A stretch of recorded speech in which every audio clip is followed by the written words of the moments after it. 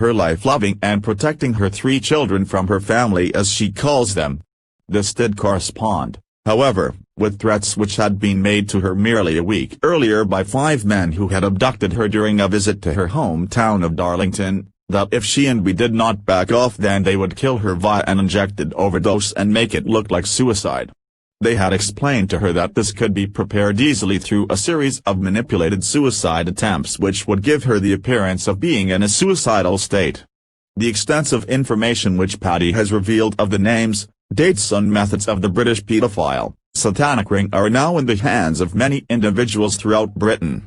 If any accident should mysteriously befall Patty or anyone involved in this book and its distribution, these names along with a mass of evidence, including prominent members of the aristocracy, active politicians, a former British Prime Minister, eyewitnesses, the ringleaders and lackeys etc., will be made public. Furthermore, I wish it to be known that both Shona and I are in perfect mental and physical health and are looking forward to being present throughout the transformation of the earth and on into a glorious future.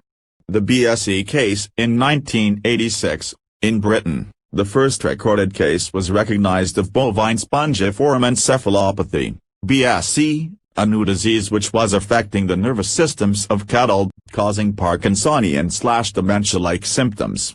The official cause was identified by the Ministry for Agriculture, Fisheries and Food, MOF, as cross-contamination of a previously known sheep disease called scrpy via cattle feeds which contain meat and bone meal from sheep. By 1996, the numbers of cows said to have been infected with BSE had risen to 27,800 despite the ban on meat feeds for cattle in 1989. The increasing incidence of a similar disease in humans called Creutzfeldt-Jakob disease, CJD, in which the brain becomes mushroom-like and full of holes causing sufferers to become gradually more confused until death, has been blamed upon the consumption of infected beef products. Therefore, a mass slaughter of British cattle was initiated in 1996 in order to resolve the problem. BSE has also infected many other animals such as domestic cats, birds of prey and zoo animals given infected meat. Despite assurances that BSE was confined to very few cases, the number of cases of CJD has increased in England from 27 in 1985, to 42 in 1994. And 55 in 1995. Significantly, there are 3 recognized types of CJD, the types 1 and 2 being similar to Alzheimer's disease with confusion and memory loss as the main symptoms, whereas the cases of CJD since 1985 have been mainly of a new type 3, which is indicated by additional loss of muscle coordination and balance. This is essentially the story which has been fed to the mass public via the media and has caused a panic among consumers who have begun to avoid British beef products. It even initiated what was described in the press as a trade war with Europe spearheaded by the British Prime Minister John Major in a typical white knight fashion. The truth of the situation is far more sinister and has implications for everyone, meat eaters and vegetarians alike. That discovery was made by organic farmer Mark Purdy. That is, BSE and type 3 CJD is caused not by an entirely new form of infection, called a prion by the investigating scientists, but is caused by poisoning by organophosphate fertilizers. Several inconsistencies have been conveniently overlooked by the experts investigating this case. 1. That no organic farmer, those not using chemicals such as pesticides, has had a case of BSE despite using the same meat, bone meal feeds as everyone else, and 2. That despite virtually the whole of Europe using these same feeds, there have been very few cases of BSE on the continent. So it can hardly be the scrpy contaminated feed, can it? During the Second World War, IG Farben, the Nazi chemical company responsible for Zyklon B which was allegedly used to gas the Jews in the Holocaust and who used the inmates of Auschwitz as slave labor and as guinea pigs for testing of chemicals, developed a fluorinated nerve gas known as sarin, which was also used by the Iraqis during the Gulf War. This is an organophosphate, OP, compound. which is very similar to that used by farmers in low concentrations to spray crops and dip sheep to prevent tick infestation, but it is used in much higher concentrations to treat cattle against warblefly infestation. In the 1980s, the MOF began a war against the warblefly and imposed the mode of treatment upon Britain's farmers. This was that twice a year a preparation of op concentrate be poured over the backs of all cattle. The op is fat-soluble and is therefore absorbed by cow through the skin for a systemic effect to occur.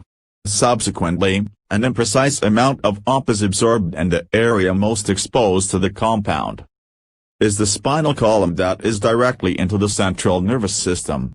The op kills the warblefly by attacking the nervous system.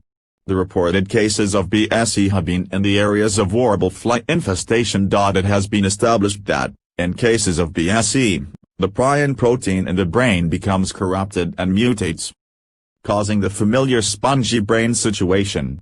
It has also been established that ops bind to prion protein, causing brain cells to mutate in a chain reaction, as has been established in the case of the op thalidomide, a constituent of thalidomide, which caused massive birth deformities in the late 60s and early 70s. Human brains also contain prion proteins. Cases of BSE have been significantly higher in Switzerland and Northern Ireland. These countries have one other thing in common with mainland Britain, that is, they also use ops, predominantly the compound phosmet, in a strength which is 4 times that of the rest of Europe. For several years now, many British farmers using ops have been developing a severely debilitating condition which is not officially recognized despite the many claims and obvious links to ops. The symptoms which are displayed in this syndrome are severe malaise and fatigue, chest pain, Parkinson-like tremors and other nervous disorders. However, organic farmers are not affected by this mysterious syndrome. Up to more than 25 times the allowed amounts of ops have been found in conventionally grown carrots in England. The investigations by MOF showed that, in 8% of carrots, the contents were higher than the international maximum residue level, MRL, limit. Ops both attack the brain and weaken the immune system and are undoubtedly a major factor in the 20th century disease process, such as the increasing incidence of recurrent infections and the immunosuppressive diseases such as AIDS. The most significant lab tests using this theory have been performed, initiated by PRRTs, research by the government's Medical Research Council in Britain, but have shown to be inconclusive. However, the MRC have admitted that they have not been using actual prion proteins for these tests, but have been experimenting on synthetic prion proteins. Could this be because it was the British government, through MOF, in the 1980s who made ops compulsory and therefore caused BSE? If the truth were accepted, then there would be grounds for the recovery of huge sums of money and damages claims both from the government and from the petrochemical producers of the ops themselves, such as Wellcome and ICI. The government has clearly been using the BSE crisis in Britain to achieve a political agenda. Meanwhile, the true cause of CJD is kept well hidden. What is AIDS?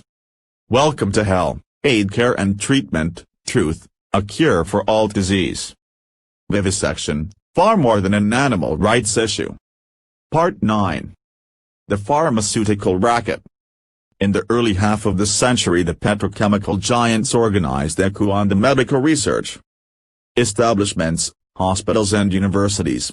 The Rockefellers did this by sponsoring research and donating monetary gifts to U.S. universities and medical schools where research was drug-based and further extended this policy to foreign medical establishments via their International Education Board. Those who were not drug-based were refused funding and were soon dissolved in favor of the more lucrative pharmaceutical-based projects. In 1939 the Drug Trust Alliance was formed by the Rockefeller Empire and IG Farben. After the war, IG Farben was dismantled but later emerged in the many guises of the companies with whom they had signed cartel agreements. These companies include Imperial Chemical Industries, ICI, Borden, Carnation, General Mills, M.W. Kellogg Coal, Nestle, Pet Milk, Scribb & Sons, Bristol Myers, Whitehall Laboratories, Procter & Gamble, Roche, Hoechst and Bayer & Company, to extant pharmaceutical companies who initially employed convicted war criminals Friedrichsen and Fritzter Mir as board chairman. The Rockefeller Empire, in tandem with the Chase Manhattan Bank, now owns over half of the USA's pharmaceutical interests and is the largest drug manufacturing combine in the world. Since the war, the drug industry has steadily netted an ever-increasing profit from sales of drugs to become the second largest manufacturing industry in the world next to the arms industry, also owned by the self-same elite agencies. Today, healthcare is a multi-billion-pound industry worldwide with ever-increasing expenditure by taxpayers into the system, which funnels the majority of the staggering profit into the hands of the drug manufacturers who are, as we have seen, headed by the major elite manipulators of this century. These companies now control the vast majority of healthcare and set the standards for the practice of medicine. In all developed countries, doctors are no longer free to choose the most reliable and safe forms of therapy available but are at the mercy of their financial reliance on sponsoring, frequently bribing, drug companies. Once out of drug company-sponsored medical school, doctors embark on a career of increasing workloads and have ever-increasing amounts of new pharmaceutical products to use and understand. The sheer volume of literature which a GP will receive from drug sales reps has resulted in the present situation whereby GPs are poorly educated about the chemicals which they are giving to their patients and are essentially gleaning most of their postgraduate training from the salesmen of private business. The moral implications of this are staggering. The number of available drug preparations is now well in excess of 200,000. In 1980, the World Health Organization advised that a mere 240 drugs are necessary in order to provide good healthcare in the Third World, which should be more than adequate for First World needs considering we are a significantly healthier proportion of the population, whilst in 1981 the United Nations Industrial Development Organization stated that a mere 26 of those are considered indispensables.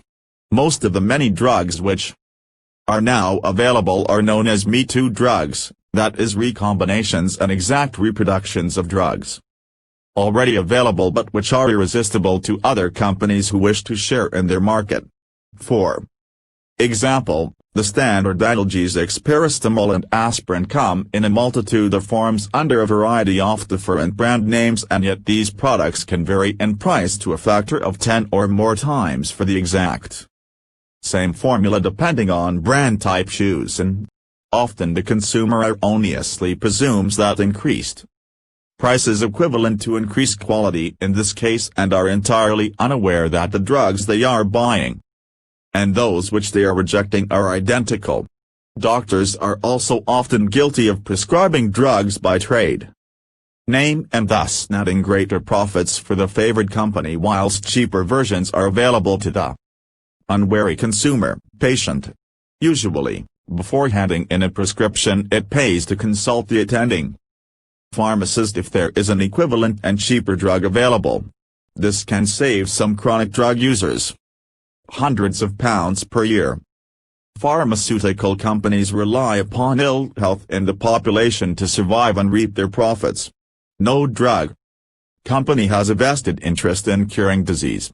They do, however, have a massive vested interest in maintaining ill health, creating disease and manufacturing chemicals which will promote this under the guise of therapy for the symptoms, rarely ever the cause, of disease. Dr. John Braithwaite, now a trade